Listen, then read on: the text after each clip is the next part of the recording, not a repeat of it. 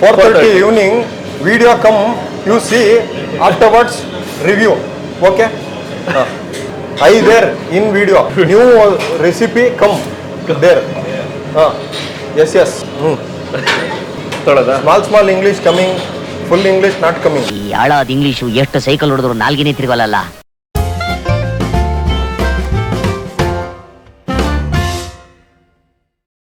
Sir ನಮಸ್ತೆ. ನಮಸ್ಕಾರ sir, ಇವತ್ತು ಯಾವ ಒಂದು ರೆಸಿಪಿ? ಇವತ್ತು ಬಹಳಷ್ಟು ಜನ ಕೇಳ್ತಾ ಇದ್ರು ಕಮೆಂಟ್ ಸೆಕ್ಷನಲ್ಲಿ, ಮನೆಯಲ್ಲಿ ರೆಗ್ಯುಲರ್ ಆಗಿ ಯೂಸ್ ಮಾಡ್ಕೊಳ್ಳೋಂಥ ಒಂದು ಏನಾದ್ರು ಇದ್ರೆ ಹೇಳ್ಕೊಡಿ ಅಂತ. ಇನ್ಸ್ಟೆಂಟಾಗೆ ಒಂದು ರಸಮ್ ಮಾಡೋದನ್ನು ಹೇಳ್ಕೊಡ್ತೀನಿ. ಇದು ಶುಂಠಿ, ಬೆಳ್ಳುಳ್ಳಿ, ಕಾಳುಮೆಣಸು ಇದೆಲ್ಲ ಬೀಳುತ್ತೆ. ಸ್ವಲ್ಪ ಡಿಫ್ರೆಂಟಾಗೂ ಇರುತ್ತೆ. ಏನಪ್ಪ ಹಿಂಗೂ ಮಾಡ್ಬೋದಾ ಅಂತ ಅನ್ಕೊಬೋದು. ಆ ಥರ ಒಂದು ರೆಸಿಪಿ ನಾನು ಡೈಲಿ ಬೇಸಿಸಲ್ಲಿ ಇದೆ ರೆಸಿಪಿನ ಮಾಡೋದು. ಹಾಗಾಗಿ ತಮ್ಮೆಲ್ರಿಗೂ ಹೇಳ್ಕೊಡ್ಬೇಕು ಅಂತ ಅಂದ್ಕೊಂಡಿದ್ದೀನಿ. ರಸ ಅಂದ್ರೆ ಬೇಳೆ ರಸನ? ತೊಗರಿ ಬೇಳೆನ ಬೇಯಿಸ್ಕೊಂಡು ಆ ಬೇಳೆ ಕಟ್ಟು ಉಪಯೋಗಿಸ್ಕೊಂಡು ಮಾಡೋ ರಸಮ್. ಇದಕ್ಕೆ ಬೇಕಾಗಿರುವ ಸಾಮಗ್ರಿಗಳು, ಮೊದಲನೇದಾಗಿ ನಾವು ರಸಮ್ಗೆ ಪೌಡ್ರನ್ನ ಮಾಡ್ಕೋಬೇಕಾಗುತ್ತೆ. ಆ ಪೌಡ್ರಿಗೆ 2 ಸ್ಪೂನ್ ಜೀರಿಗೆ, ಒಂದು 4 ಸ್ಪೂನು ಕಾಳುಮೆಣಸು, 1 ಲೋಟ ಅಂದರೆ ಇದರಲ್ಲಿ ಒಂದು 6-7 ಸ್ಪೂನು ಧನಿಯಾ, ಮತ್ತು ಜೊತೆಗೆ 1 ಕಪ್ಪು ಕಡಲೆಬೇಳೆ ಎಷ್ಟು ಬೇಕಾದ್ರೂ ಉಪಯೋಗಿಸ್ಕೊಬೋದು, ಥಿಕ್ನೆಸ್ ಬರುತ್ತೆ. ಆಮೇಲೆ ಒಂದು ಸ್ವಲ್ಪ ಕರಿಬೇವಿನ ಸೊಪ್ಪು. ಇದಿಷ್ಟನ್ನು ನಾವು ಡ್ರೈ ರೋಸ್ಟ್ ಮಾಡ್ಕೊಬೇಕಾಗತ್ತೆ. ಮಾಡ್ಕೊಂಬಿಡೋಣ. ಮೊದಲನೇದಾಗಿ ಕಡಲೆಬೇಳೆ. ಈ ಡ್ರೈ ರೋಸ್ಟ್ ಮಾಡ್ಕೊತಾ ಇರೋ ಕಾರಣ ಏನು ಅಂದರೆ, ಇದನ್ನು ನಾವು ಮಿಕ್ಸಿಲಿ ಪೌಡ್ರ್ ಮಾಡ್ಕೊತೀವಿ. ಎಣ್ಣೆ ಹಾಕಿದ್ರೆ ಮಿಕ್ಸಿಲಿ ಬೇಗ ಪೌಡ್ರ್ ಆಗಲ್ಲ, ನೈಸ್ ಫೈನ್ ಪೌಡ್ರ್ ಬರೋಲ್ಲ. ಹಾಗಾಗಿ ಡ್ರೈ ರೋಸ್ಟ್ ಮಾಡ್ಕೊತಾ ಇದ್ದೀವಿ. ಈಗ ಕಡಲೆಬೇಳೆ ಸ್ವಲ್ಪ ಕೆಂಪಾದ ತಕ್ಷಣ ಇದಕ್ಕೆ ಧನಿಯಾ, ಇದಕ್ಕೆ ಈಗ ಜೀರಿಗೆ ಮತ್ತು ಕಾಳುಮೆಣಸು,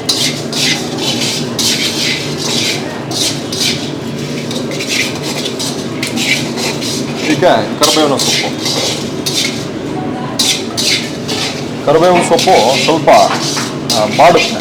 ಅಲ್ಲಿವರೆಗೆ ಇದನ್ನು ರೋಸ್ಟ್ ಮಾಡಿ ಆಮೇಲೆ ಒಲೆ ಆಫ್ ಮಾಡಿ ಒಂದು 10ರಿಂದ 15 ನಿಮಿಷಗಳ ಕಾಲ ಇದನ್ನು ತಣ್ಣಗಾಗಕ್ಕೆ ಬಿಟ್ಟು ಆಮೇಲೆ ಮಿಕ್ಸಿಲಿ ನೈಸ್ ಪೌಡ್ರ್ ಮಾಡ್ಕೋಬೇಕು. ಅದೇ ರಸಮ್ ಪೌಡರ್.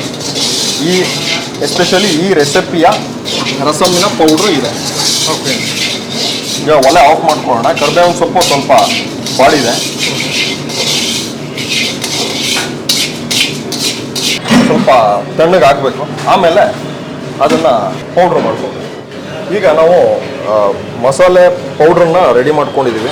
ರಸಮ್ ಪೌಡ್ರ್ ಏನು ಬೇಕು ಅಂತ ಹೇಳಿದ್ದೆ, ಕಡಲೆಬೇಳೆ, ಕಾಳುಮೆಣಸು, ಜೀರಿಗೆ ಮತ್ತು ಕರಿಬೇವಿನ ಸೊಪ್ಪು, ಇದಿಷ್ಟನ್ನು ನಾವು ನೈಸ್ ಪೌಡ್ರ್ ಮಾಡ್ಕೊಂಡಿದ್ದೀನಿ ಮಿಕ್ಸಿ ಜಾರಲ್ಲಿ. ಇದನ್ನು ಹಾಗೆ ಇಟ್ಕೊಳ್ಳೋಣ.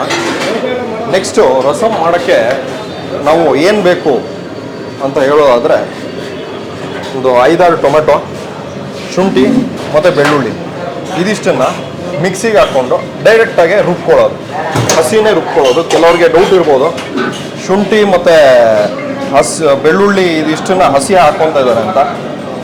ಇದನ್ನು ನಾವು ಎಣ್ಣೆಯಲ್ಲಿ ಫ್ರೈ ಮಾಡ್ಕೊಬೇಕು. ಸೊ ಮಿಕ್ಸಿಗೆ ಡೈರೆಕ್ಟಾಗಿ ಹಾಕ್ತಾಯಿದ್ದೀವಿ. ಒಂದು 5ರಿಂದ 6 ಟೊಮ್ಯಾಟೊ, ಒಂದು 3 ಸಣ್ಣ ಪೀಸು ಶುಂಠಿ ಮತ್ತು ಒಂದು 10ರಿಂದ 12 ಬೆಳ್ಳುಳ್ಳಿ ಎಸಳು, ಇದಿಷ್ಟನ್ನು ರುಬ್ಕೊಂಡ್ಬಂದ್ಬಿಡೋಣ. ಈಗ ನಾವು ಟೊಮ್ಯಾಟೊ, ಶುಂಠಿ ಮತ್ತು ಬೆಳ್ಳುಳ್ಳಿ ಇವು 3 ನೈಸಾಗಿ ರುಬ್ಕೊಂಡಿದ್ದೀವಿ. ಪ್ಯೂರಿ ಅಂತಲೇ ಹೇಳ್ಬೋದು. ಆಮೇಲೆ ನಾವು 1 ಲೋಟ ಆಗೋಷ್ಟು ತೊಗರಿಬೇಳೆನ ಕುಕ್ಕರಲ್ಲಿ ಮುಂಚೆನೇ ಬೇಳೆ ಬೇಯಿಸ್ಕೊಂಡಿದ್ವಿ. ಒಂದು 3ರಿಂದ 4 ವಿಷಲ್ ಆಗಬೇಕು. ಬರೀ ತೊಗರಿಬೇಳೆ ಅಷ್ಟೇ? ಬರೀ ತೊಗರಿಬೇಳೆ ಅಷ್ಟೇ, ಬೇರೆ ಎಣ್ಣೆ, ಅರಿಶಿನ, ಒಂದು ಸ್ವಲ್ಪ, ಒಂಚೂರು ಎಣ್ಣೆ ಜೊತೆಗೆ. ಈಗ ನಾವು ರಸಮ್ ಮಾಡಲಿಕ್ಕೆ ಬೇಕಾಗಿರುವಂಥ ಸಾಮಗ್ರಿಗಳು, ಇದಕ್ಕೆ ಒಗ್ಗರಣೆಗೆ ಕರಿಬೇವಿನ ಸೊಪ್ಪು ಮತ್ತು ಒಂದು ಸ್ವಲ್ಪ ಹಸಿಮೆಣಸು, ಚೂರು ಬೆಲ್ಲ, ರುಚಿಗೆ ತಕ್ಕಷ್ಟು ಉಪ್ಪು ಮತ್ತು ಬೇಳೆ, ಇದಿಷ್ಟೇ. ಇವಾಗ ಬಾಣಲಿಗೆ ಒಂದು ಸ್ವಲ್ಪ ಎಣ್ಣೆನ ಹಾಕೊಳ್ಳೋಣ.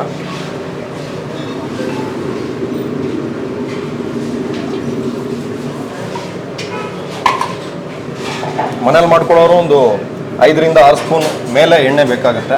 ಯಾಕೆಂದರೆ ಈ ರಸಮ್ ಎಸ್ಪೆಷಲಿ ನಾವು ಕಂಪ್ಲೀಟಾಗಿ ಈ ಟೊಮೆಟೊ ಮತ್ತು ಶುಂಠಿ, ಬೆಳ್ಳುಳ್ಳಿ ಇದಿಷ್ಟನ್ನು ಎಣ್ಣೆಗೆ ಹಾಕ್ಕೊಂಡು ಅದನ್ನು ಫ್ರೈ ಮಾಡಬೇಕಾಗುತ್ತೆ. ಯಾಕಂದರೆ ಅದನ್ನು ಕುದಿಸಿ ಮಾಡೋವಂಥದ್ದಲ್ಲ, ಎಣ್ಣೆಯಲ್ಲಿ ಫ್ರೈ ಮಾಡಿದ್ರೆ ಅದು ಹಸಿ ಪರಿಮಳ ಏನಿದೆ ಅದು ಹೋಗಿ ಆಮೇಲೆ ಅದು ಒಳ್ಳೆ ಚೆನ್ನಾಗಿ ಫ್ರೈ ಆಗುತ್ತೆ. ಇದಕ್ಕೆ ಸ್ವಲ್ಪ ಸಾಸಿವೆ ಸಿಡಿಲಿ, ಸಾಸಿವೆ ಸಿಡಿದಿದೆ. ಇದಕ್ಕೆ ಕರಿಬೇವಿನ ಸೊಪ್ಪು, ಆಮೇಲೆ ಒಂದು ಸ್ವಲ್ಪ ಇಂಗು ಆಪ್ಷನಲ್ಲು, ಬೇಕಿದ್ರೆ ಹಾಕೋಬೋದು, ಪರಿಮಳ ಚೆನ್ನಾಗಿ ಬರುತ್ತೆ. ಮತ್ತು ಇದು ಟೊಮೆಟೊ ಪ್ಯೂರಿ, ಶುಂಠಿ ಬೆಳ್ಳುಳ್ಳಿ ಒಟ್ಟಿಗೆ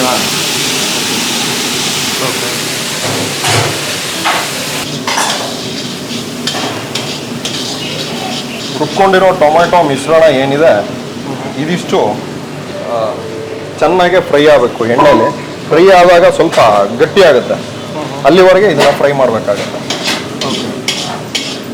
ಈಗ ಹಾಕ್ಕೊಂಡಿರೋ ಟೊಮೆಟೊ ಮಿಶ್ರಣ ಎಣ್ಣೆಯಲ್ಲಿ ಚೆನ್ನಾಗಿ ಫ್ರೈ ಆಗಿದೆ. ಇದಕ್ಕೆ ಹಸಿಮೆಣಸು 3ರಿಂದ 4 ಹಸಿಮೆಣಸು ಮತ್ತು ಬೆಲ್ಲದ ಪೀಸು ಹಾಕ್ಬೋಣ. ಆಮೇಲೆ ರುಚಿಗೆ ತಕ್ಕಷ್ಟು ಉಪ್ಪು, ಒಂದು ಸ್ವಲ್ಪ ಅರಿಶಿಣ ಆಪ್ಷನಲ್ಲು, ಅಗೇನ್ ಕಲರ್ ಬರೋಕ್ಕೆ. ಜೊತೆಗೆ ಅರಿಶಿಣ ಒಳ್ಳೆ ಮೆಡಿಸಿನಲ್ ಕ್ವಾಲಿಟೀಸ್ ಕೂಡ ಇರುತ್ತೆ. ಸ್ವಲ್ಪ ಅರಿಶಿಣ, ಆಮೇಲೆ ಈ ರುಬ್ಕೊಂಡಿರೋ ರಸಮ್ ಪೌಡರ್ ಇರುತ್ತಲ್ಲ ಇದನ್ನು ಎಣ್ಣೆ ಮೇಲೆ ಹಾಕಬೇಕು. ಎಣ್ಣೆ ಮೇಲೆ ಹಾಕಿದಾಗ ಸ್ವಲ್ಪ ಫ್ರೈ ಆಗುತ್ತೆ, ಅದರ ಪರಿಮಳ ಕೂಡ ಚೆನ್ನಾಗಿ ಬರುತ್ತೆ. 2ರಿಂದ 3 ಸ್ಪೂನ್ ಆಗೋಷ್ಟು ರಸಮ್ ಪೌಡರ್ ಇದಿಷ್ಟು ಹಾಕ್ಕೊಂಡು ಒಂದು ಸತಿ ತಿರುಗಿಸ್ಕೋಬೇಕು.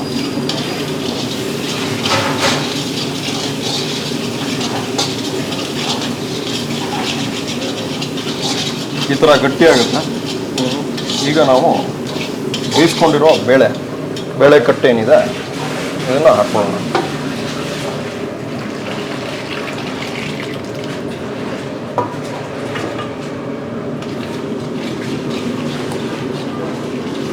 ಇದು ಥಿಕ್ನೆಸ್ಸು ಮಾಡ್ಕೊಳ್ಳೋರೆ ಡಿಸೈಡ್ ಮಾಡ್ಬೋದು, ತುಂಬ ಥಿಕ್ನೆಸ್ ಬೇಕಾ ಅಥವಾ ಮೀಡಿಯಮ್ ಥಿಕ್ನೆಸ್ ಬೇಕಾ ಅಂತ. ನಾವು ಮೀಡಿಯಮ್ ಥಿಕ್ನೆಸ್ಗೆ ಇಟ್ಕೊಳ್ಳೋಣ.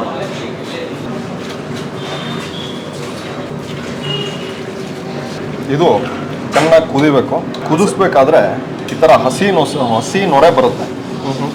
ಆ ಹಸಿ ನೊರೆನ ಹೋಗೋ ತನಕ ನಾವು ಕುದಿಸ್ಬೇಕಾಗುತ್ತೆ ರಸಮ್ನ. ಇದು ಇವಾಗ ನೀವು ನೋಡ್ತಾ ಇರೋದು ಹಸಿ ಮಸಾಲೆಯ ಒಂದು ನೊರೆ. ಇದು ಕುದ್ದು ಹೋಗುತ್ತೆ, ಅಲ್ಲಿ ಹೋಗುತ್ತೆ. ಆಮೇಲೆ ನಾವು ಒಲೆನ ಆಫ್ ಮಾಡ್ತೀವಿ. ಓಕೆ, ಈಗ ರಸಮ್ಮು ರೆಡಿಯಾಗಿದೆ. ಒಲೆನ ಆಫ್ ಮಾಡ್ಕೊಂಬಿಡೋಣ ಅಷ್ಟೇ. ಆಗಿದೆ rasam, ready to serve rasam. ಇದನ್ನು ಒಂದು ಅರ್ಧ ಗಂಟೆಗಳ ಕಾಲ ಹೀಗೆ ಇಟ್ಟು ಆಮೇಲೆ ಸರ್ವ್ ಮಾಡ್ಕೊಬೋದು. ರೆಸ್ಟಿಂಗ್ ಟೈಮ್ ಕೊಡಲೇಬೇಕಾಗುತ್ತೆ. ತುಂಬ ಸುಲಭವಾಗಿರೋ ಇನ್ಸ್ಟೆಂಟಾಗಿ ಮಾಡ್ಕೊಳ್ಳೋ ರಸಮ್ ಪೌಡ್ರ್ ಹೇಗೆ ಮಾಡ್ಕೊಬೇಕು ಅಂತ ತೋರಿಸಿದೆ. ಜೊತೆಗೆ ಸಾಮಗ್ರಿಗಳು ಕೂಡ ಏನೇನು ಬೇಕು ಅಂತ ತೋರಿಸಿದೆ. ಇನ್ಸ್ಟೆಂಟಾಗಿ ದಿಢೀರ್ ಅಂತ ಏನು ಮಾಡಬೇಕು ಅಂತ ಗೊತ್ತಾಗಿಲ್ಲ ಅಂದರೆ ಅನ್ನ ಮಾಡಿಕೊಂಡು ಈ ರಸಮ್ಮು ತುಂಬ ಸುಲಭವಾಗಿ ಮಾಡ್ಕೊಬೋದು. ನೀವೆಲ್ಲರೂ ಈ ರೆಸಿಪಿನ ಟ್ರೈ ಮಾಡ್ತೀರಾ ಅಂತ ಅಂದ್ಕೊಂಡಿದ್ದೀನಿ. ಸೊ ಎಲ್ಲರೂ ಟ್ರೈ ಮಾಡಿ ಕಮೆಂಟ್ ಸೆಕ್ಷನಲ್ಲಿ ನಿಮ್ಮಗಳ ಕಮೆಂಟ್ಸನ್ನು ಓದೋಕ್ಕೆ ಕಾಯ್ತಾ ಇರ್ತೀನಿ. ಹೇಗೆ ಬಂತು ಅಂತ ತಿಳಿಸಿ. Thank you sir, thank you ತೋರಿಸ್ಕೊಟ್ಟಿದ್ದಕ್ಕೆ. Thank you.